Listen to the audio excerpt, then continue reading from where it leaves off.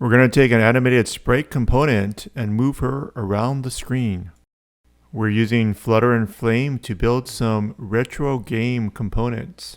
The primary tool we'll use to move the girl around the screen is the update method. This is a loop that's built into Flame, and it has a clock that we're calling DT. Girl walking is the name of the sprite component. Because girl walking is a position component, she has a Y and X coordinate. Y is the up and down position of the girl. 0, 0 is the upper left-hand corner of the screen for both the girl and the entire game.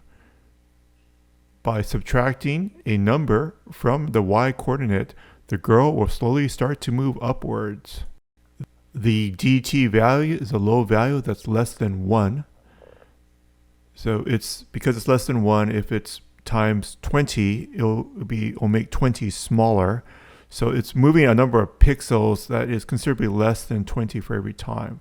If we change it to a plus sign, so since 0 is at the top, the bigger the number, the lower she'll be on the screen.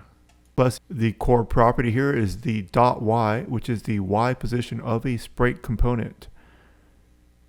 So we're going to also access the X coordinate. The X is the left to right motion of the girl.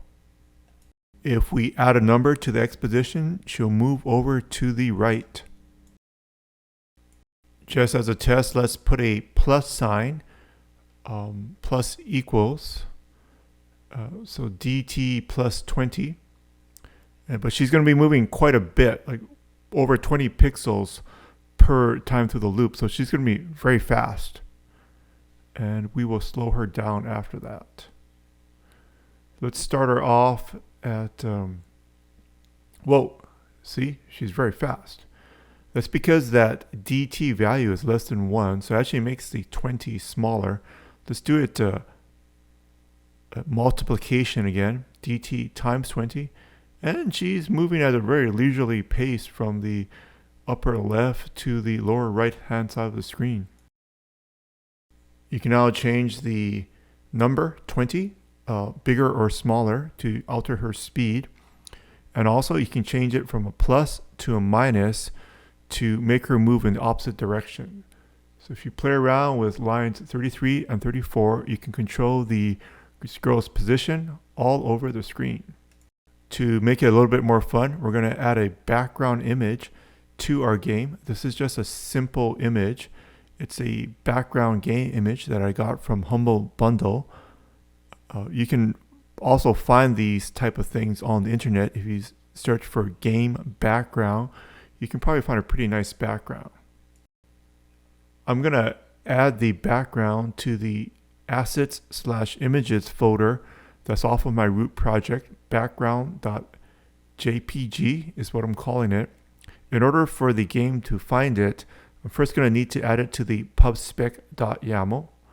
So in my pubspec.yaml, in the assets definition, I'm specifying the individual assets. So every asset has its own line. You could also specify a directory, but that's not what I did in this example. I just want it to be a bit more precise. Either way, it's fine. There's no advantage to specifying it individually just for organization. So I'm going to declare my sprite component for the background as late because I actually want to load the graphic from the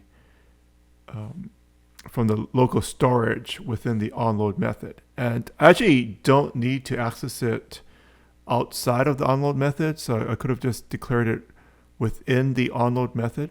However, you might want to change the background in your game in the update or render methods in the future. And so it's general common practice to put some of these things above the onload method to make your game more scalable in the future.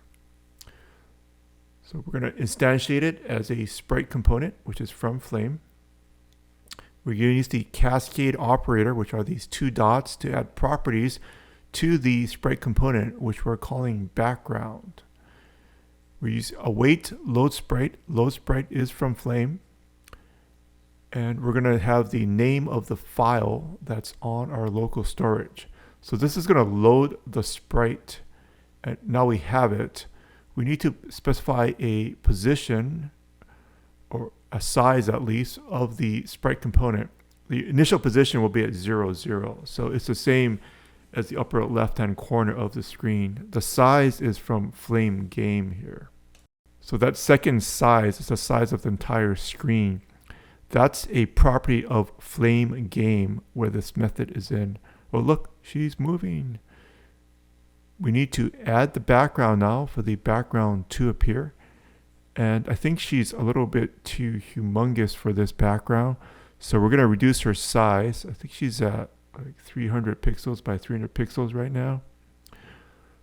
Yeah, she is. So I think I'll put it at 100 by 100 pixels to make her a little bit better fit into this game concept that we have. Okay, beautiful. All right, we're off and running. Let's add some controls in the next video. There are many other videos in the 2022 Flame tutorial series, as well as 26 videos in the 2021 series. Subscribe to the channel for future updates. These videos are all on Teachable as a free course. There's no upsell as this is purely a hobby for me. I'm using Teachable only for the progress so you can see how far you have progressed through the course. It also makes it easier for me to organize the videos and the sequence of information that I'm presenting.